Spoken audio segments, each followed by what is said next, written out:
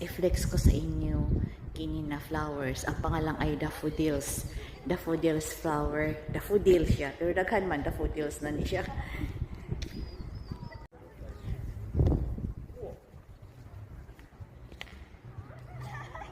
Ang panahon karon ay spring season.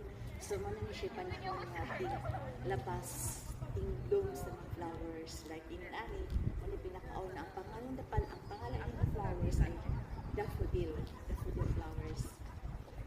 Kanda dili pa ni siya maun ang daghang flowers na coming. Sana sumita. Kata ano nga so it was ayaw ko marinig ang music, it was copyright only ang pinakaunang flowers na mag-bloom dito sa Korea. Ang pangalan ay daffodils. Di ako sa Oryoktu Skywalk. Sama ni ang view diri. So diri na lugar ani binhi sa skywalk yan sa Ubos.